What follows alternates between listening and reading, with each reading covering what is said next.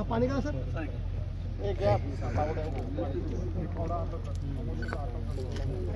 Sir दवार बघा sir. Okay okay. Thank you.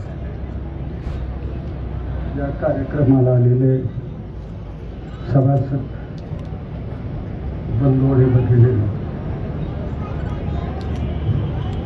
या रेनगरला त्रिमूर्ती म्हणून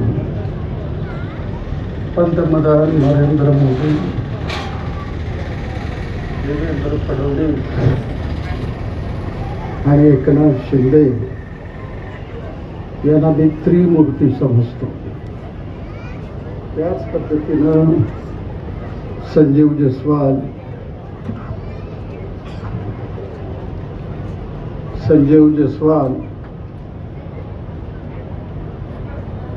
श्री शंभरकर, कुमार आशीर्वाद हे सुद्धा आमचे ब्रह्मा विष्णू महेश आहेत ध्यानात ठेवायला.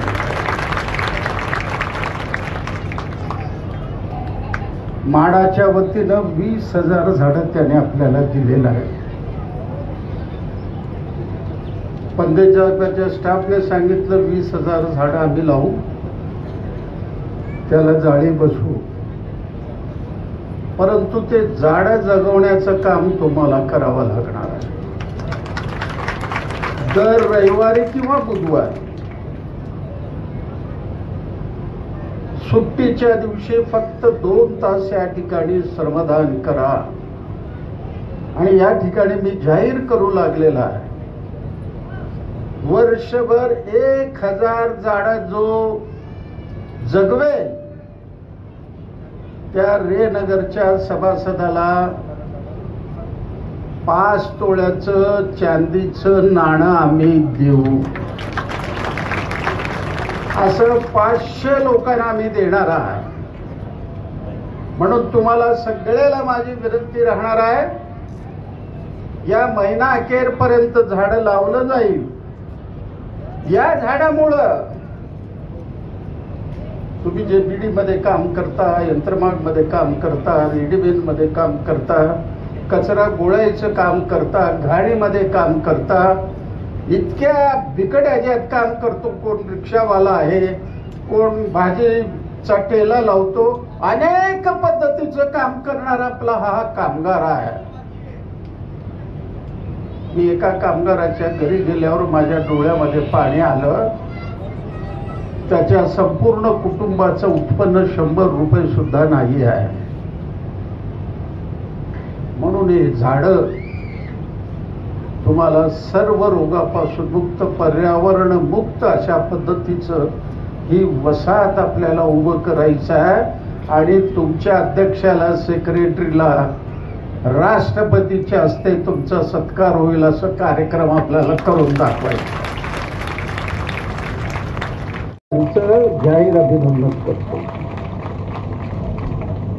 4,513 लोक बँकेचे पैसे रिसर भरू लागलेले आहेत, पण 5,500 लोक पैसे भरेना. तुम्हाला हात जोडून विनंती आहे माझी, काही करा. त्याचा हिशेब मी तुमच्या पुढे ठेवतो. घराच्या चाव्या घेतलेले लोक जवळजवळ या ठिकाणी चाव्या घेतलेले लोक 830 लोक संपूर्ण पैसे भरले, बँकेचे तकलेलेही पैसे भरले. या सगळ्यांनी चावी देऊन गेल्याबद्दल रेनगरच्या वतीनं त्यांचंही मी जाहीर अभिनंदन करतो.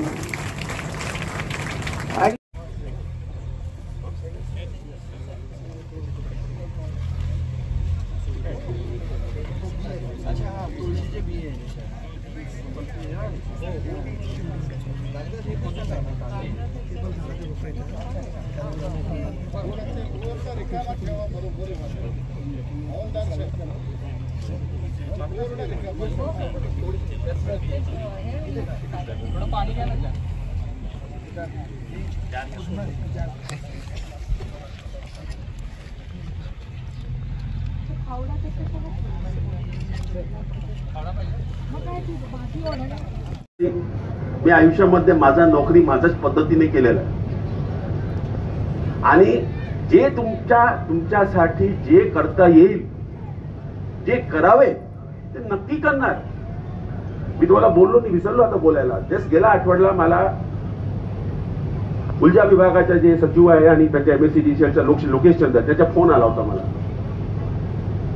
की आम्ही मेडा तर्फे इथे जे मागे आपला चर्चा झाला होता की प्रत्येक घरामध्ये आपण सोलर पॅनल आपण बसवलं तर लोकांच्या वीज बिल जे आहे ते कमी होईल. तर त्या अन्वये त्यांनी काही स्कीम केलेल्या आहे आणि त्या स्कीम अन्वयमध्ये मेडा तर्फे जे केंद्राच्या योजना आहे त्यामध्ये त्यांच्या जे काही सबसिडी आणि राज्य शासन किंवा काय असेल. मला अधिवेशनामध्ये मी व्यस्त होतो, तर मी त्याला एकच सांगितलं की मी पुढच्या आठवड्याला येतो आहे आणि समजा ते रक्कम 50-70 कोटी काय असेल ते द्यायचे असेल तर माडा देणार. We will bear on behalf of the government of Maharashtra. ते झाल्यानंतर तुमच्या साधारणपणाने प्रत्येक घराच्या जे वीज बिल आहे, मी असंच एक माहिती घेत होतो, तर साधारणपणे 600 ते 700 रुपये तुमच्या वीज बिल कमी होईल. बरोबर आहे ना? हा बरोबर आहे ना.